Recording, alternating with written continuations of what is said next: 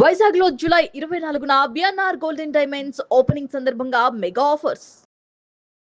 హరిరామ జోగయ్య గారు ఇంత సుదీర్ఘ రాజకీయ అనుభవం ఉండి స్థిరంగా ఒక నిర్ణయం మీద నిలబడ్డారు ఈ ఎలక్షన్స్ టైంలో, ముందర కానీ తర్వాత కానీ ఇప్పుడు కానీ ఆయన కుమారుడు మాత్రం రాజకీయ పార్టీని మార్చారు.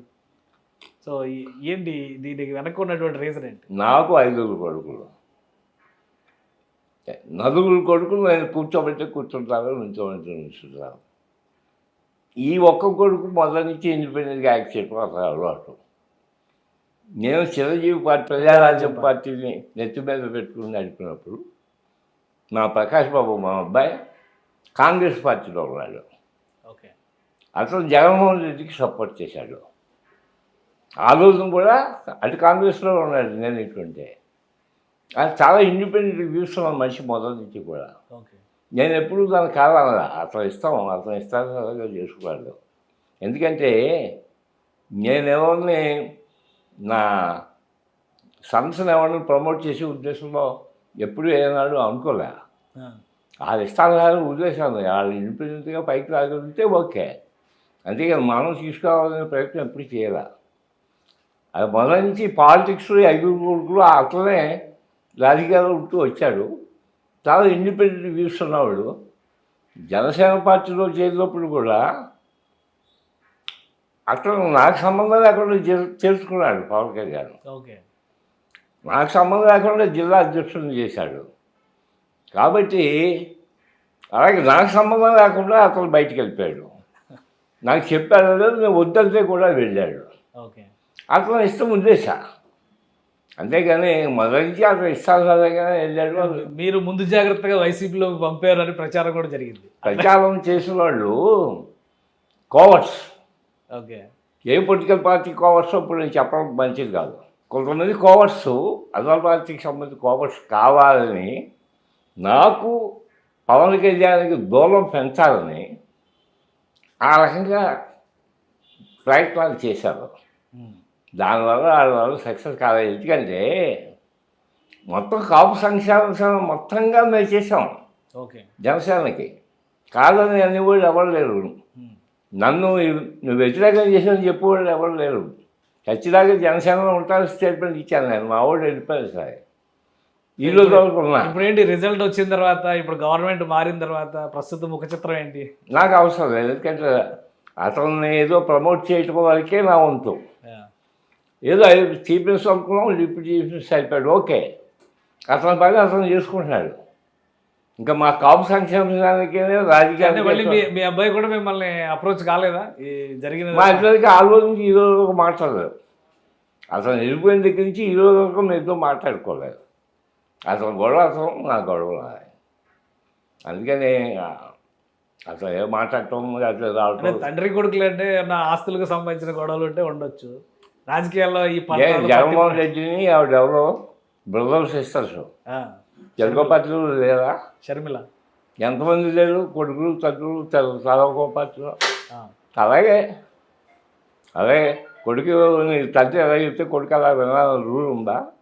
మళ్ళీ మిమ్మల్ని అప్రోచ్ కాల ఎవరు జనసేనలోకి వస్తారని? కానీ చాలా ఇండిపెండెంట్గా ఉంటాడు. ఓకే, అలాంటి లేదు. అసలు పని అర్థం చేసుకుపోతున్నాడు. నేను అర్థం లేదు, అర్థం అంటే వద్దని చెప్పాను. ఓకే, వద్దని చెప్పి వెళ్ళిపోయాడు. ఓకే, ఇప్పుడు ఇదివరకు లేడు, ఇప్పుడు లేడు. ఉన్ననాడు జనసేన ఉన్నాడు, వెళ్ళిపోయినప్పుడు వెళ్ళిపోయాడు. అసలు కారణాలు అసలు ఉన్నాయి. నేను చెప్తే వెళ్తాం అనేది ప్రశ్న లేదు. నేను చెప్పడం ఉండమని చెప్పాను కానీ ఆ రోజు అని చెప్పాను. ఈ ఎన్నికల సమయంలో ఎక్కువ డిస్కషన్ జరిగినటువంటి మరొక పేరు ముద్రగడ పద్మనాభం గారు. అప్పుడు ముద్రగడ పద్మనాభం గారు, ఇప్పుడు ముద్రగడ పద్మనాభ రెడ్డి గారు. ఏంటి మీ అభిప్రాయం ఏంటి? పద్మనాభం నేను బాగా బెస్ట్ ఫ్రెండ్స్. మా ఇద్దరికి అతను గొడవ అతను, నా గొడవ అదే. అందుకని అతను ఇండిపెండెంట్గా అతను దేశ సభ చేసుకోవాలి. కానీ రాజకీయంగా మేము ఇద్దరం విరోధం. అతను వైఎస్ఆర్సీపీ, నేనేమో జనసేన పార్టీ. అతను పవన్ కళ్యాణ్కి వ్యతిరేకంగా స్టేట్మెంట్ ఇస్తే నేను అతన్ని విమర్శిస్తూ నేను ఇట్లా ప్రకటన రిలీజ్ చేశాను. అలాంటి సమయం వస్తే నువ్వు అనేట్టుగా ఉంటాం. అలాగని మేము ఇద్దరం వ్యతిరేకం కాదు, అవసరం లేదు. కానీ ఒక ఫ్రెండ్గా మీ అనాలిసిస్ ఏంటి? ఎప్పుడో వంగవీటి మోహన్ రంగా గారు చనిపోయినప్పుడు ముద్రగడ్డ గారి మీద పాటలు వినేవాళ్ళం. ప్రతిపాడు గడ్డ మీద పుట్టిన పులిబిడ్డలో ముద్రగడ్డ పద్మనాభం అని పాటలు వినేవాళ్ళం. రంగాకి దానికి సంబంధం ఏంటి? రంగా గారి సమయంలో ఒక కాపునాడు ఉద్యమాలు జరిగినటువంటి సందర్భాలు, కాపునాడు ఉద్యమంలో ముద్రగడ్డ పద్మనాభం ఏం పెద్ద ఇదేం కాదు, ఏం లేదా? ఏదో 10 లక్షల మంది కాపులు ఆ రోజు పబ్లిక్ మీటింగ్లో రంగా గురించి పబ్లిక్ మీటింగు ఆయన ఎవరో కాపునాడు విజయాల వెంకట్రావు గారి అధ్యక్షులు దొరికితే ఈయన ఎక్కడ ఇంట్లో ఉన్న తీసుకొచ్చి కూర్చోబెట్టి అలా అధ్యక్ష స్థానంలో కూర్చోబెట్టారు. అంతేకాదు ఆయనకేం సంబంధం లేదు, అక్షర జనాలకి ఇంకేం సంబంధం లేదు. రంగా ఇష్యూ మీద జనం పొగడ్డారు. ఆ రోజు అది జరిగింది.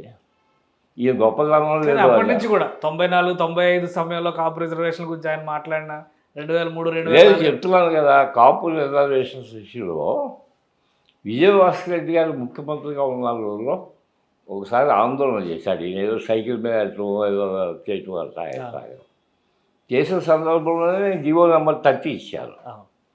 అప్పట్లో ఇది చేశాడు. తర్వాత మళ్ళీ వదిలేశాడు, మర్చిపోయాడు. కొన్ని సంవత్సరాలు దాని గురించి పట్టించుకున్నాడు కాదు. ఈ లోపల రాజశేఖర రెడ్డి గారు దాంట్లో ఉన్నది కూడా తీసేది అన్నీ జరిగిపోయింది. అయినా సరే పద్మనాభం గారు రియాక్షన్ అనేది లేదు.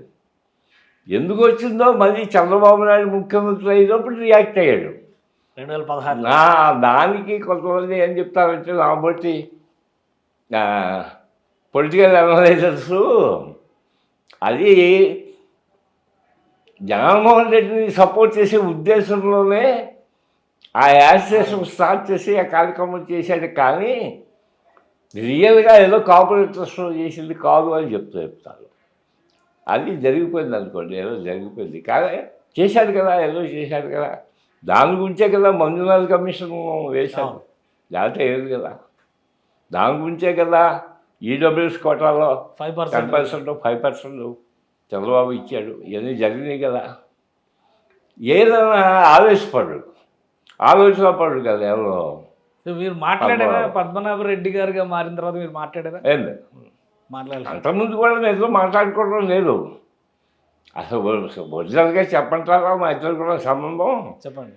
నేను ఎన్టీఆర్ క్యాబినెట్లో మంత్రి అయ్యా. అంటూ అప్పుడు తాజాపేరుగూడెం రాజేంద్ర గారు మంత్రిగా ఉండేవాడు. కమ్యూనిటీగా కాపుల రిప్రజెంటేటివ్గా ఆయన క్యాబినెట్లో, ఫస్ట్ క్యాబినెట్లో. ఆయన చనిపోయాడు. ఆ వేకెన్సీలో 4 మంత్రి చేశాడు ఆయన ఎన్టీఆర్.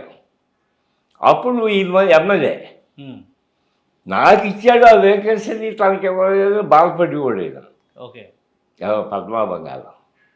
అప్పుడు ఎన్టీఆర్ గారికి చెప్పా, ఎవరన్నా ఆయన బాధపడుతున్నట్టుగా విన్నాను నేను, ఆయనకి ఏదైనా పొజిషన్ ఇస్తే బాగుంటుందని. అప్పుడు ఏం చేశాడంటే ఆయన ఒక కార్పొరేషన్ క్రియేట్ చేశాడు, మురికాల కార్పొరేషన్ అని, ఏంటి డ్రైనేజ్ కార్పొరేషన్ అని కొత్తగా క్రియేట్ చేసి దానికి అధ్యక్షుని చేశాడు ఈయన.